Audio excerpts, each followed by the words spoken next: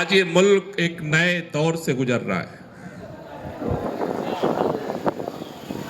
सामान्य दौर नहीं है।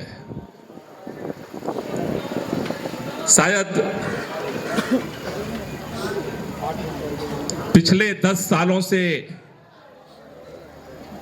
भारतीय जनता पार्टी की सरकार देश के प्रधानमंत्री माननीय नरेंद्र मोदी के नेतृत्व में जिस तरह से काम किए,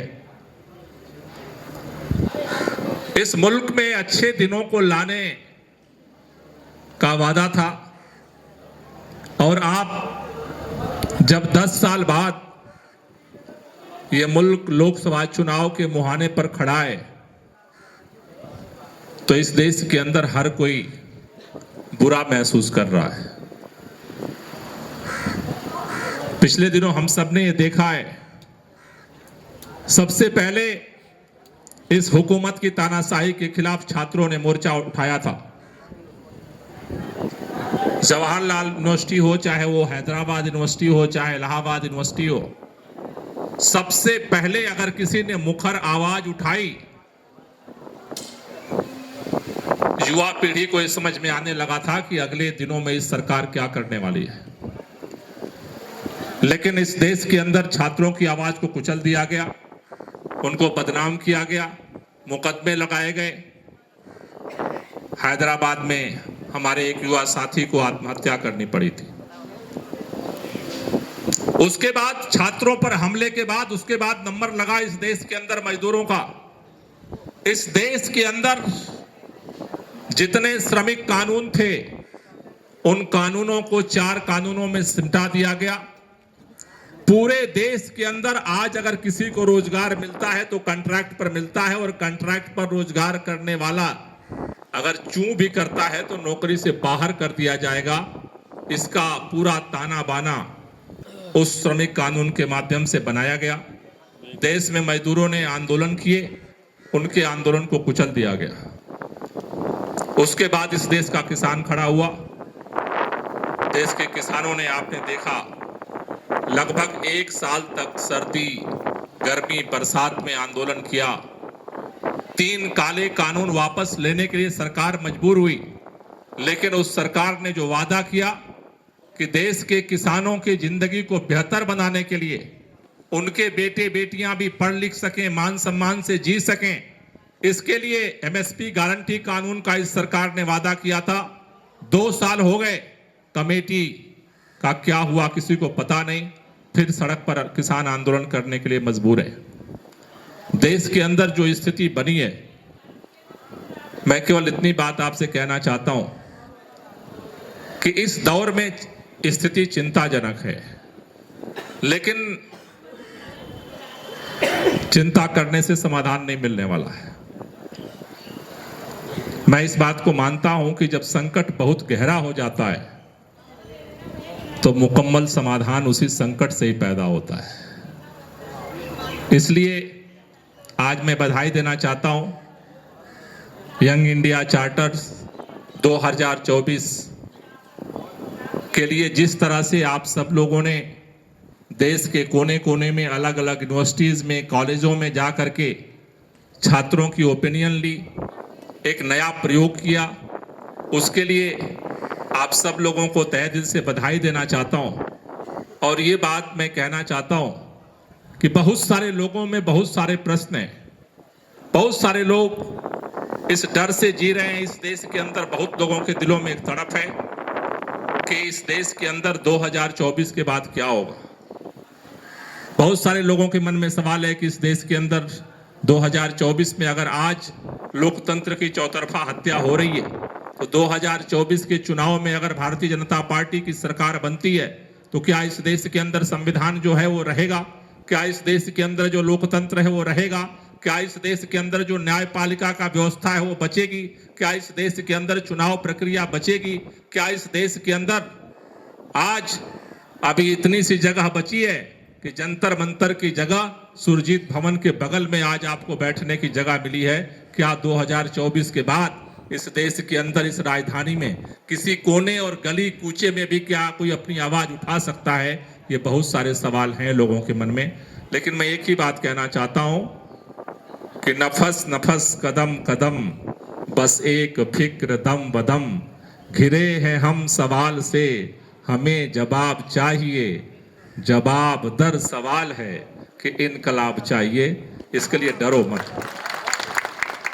बहुत सारे लोग जो इस देश के अंदर बदलाव का चिंतन करते थे, बदलाव की सोचते थे, लिखते थे, पढ़ते थे, जीते थे, उनकी जिंदगी में शायद ये ठहराव हो, ये डर हो, लेकिन आप माँ भारती के बेटे बेटियां हो, इस बात को अपने दिलों में बिठाओ।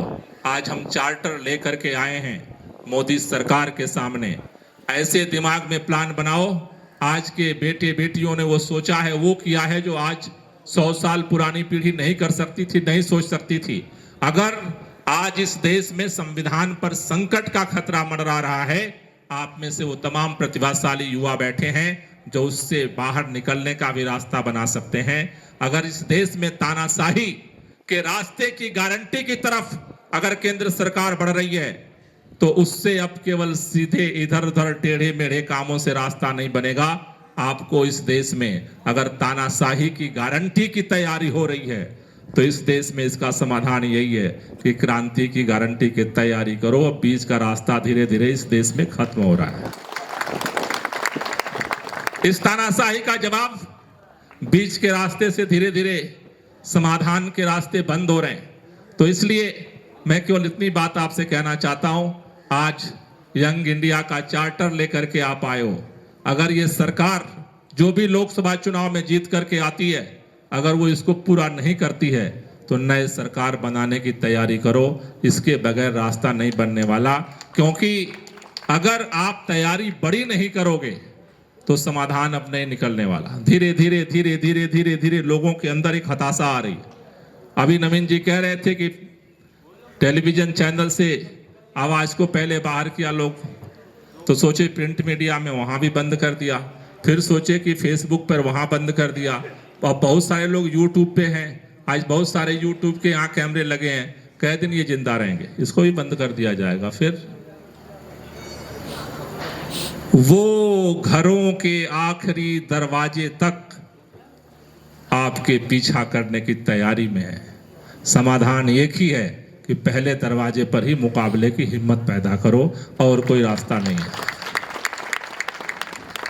इसलिए आपके सामने खास तौर से दोहरी चुनौती है, देश के युवाओं के सामने। आप अपने परिवार की जो अपेक्षाएं, आपके जिंदगी के, क्योंकि आईटी क्रांति के बाद दुनिया में जो संकट है वो भी ग्लोबल हुआ है, और हमारी हौसले और हमारी आकांक्षाएं भी ग्लोबल हुई हैं। दुनिया में जो कुछ भी हो रहा है वो हमें भी चाहिए, उसका भी संघर्ष है, अपने जिंदगी का संघर्ष। हम सब जिस परिवार में पैदा हुए, उस परिवार की भी कुछ आकांक्षाएं हैं, उम्मीदें हैं आपके सामने, उसका भी बोझ आपके ऊपर है, उसका भी दबाव है। लेकिन इस मुल्क का, इस देश का, इस समाज का, हम सबके ऊपर जो ऋण है उसका भी दबाव है। इसलिए एक ऐसे कार्य योजना की जरूरत है कि हम अपनी जिंदगी को भी बेहतर से जी सकें और इस मुल्क को भी बेहतर बना सकें, क्योंकि अपने लिए नहीं जियोगे तो दूर तक लड़ नहीं पाओगे, और अगर लड़ना छोड़ दोगे तो अपनी जिंदगी भी जी नहीं पाओगे। ये दोनों रास्ते को आपको अपने हाथ में बैलेंस करना पड़ेगा। अपने लिए भी जीना है और इस मुल्क और समाज के लिए भी जीना है। मुझे लगता है कि पूरे देश के कोने कोने से, अलग अलग यूनिवर्सिटीज से जो स्टूडेंट्स ने, यूथ ने, जो छात्र युवाओं ने जो शिक्षा और रोजगार के लिए अपना चार्टर तैयार किया है, हम सब उसका समर्थन करते हैं। इस सरकार को हम सौंपें। लेकिन एक ही बात कहना चाहता हूं कि आज रामलीला मैदान अभी हमसे दूर है। मैं सभी संगठनों के साथियों से निवेदन करना चाहता हूं, ये लड़ाई की शुरुआत है, आगे लड़ाई और गहरी है। आज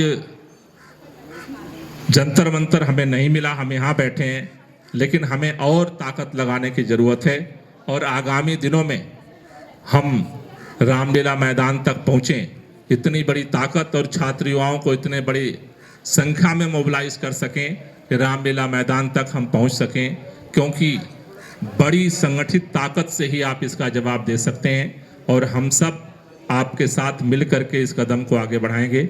आप सब ने हमें यहाँ बुलाया, मौका दिया अपनी बात रखने का। आप सब लोगों का बहुत बहुत शुक्रिया, बहुत बहुत धन्यवाद।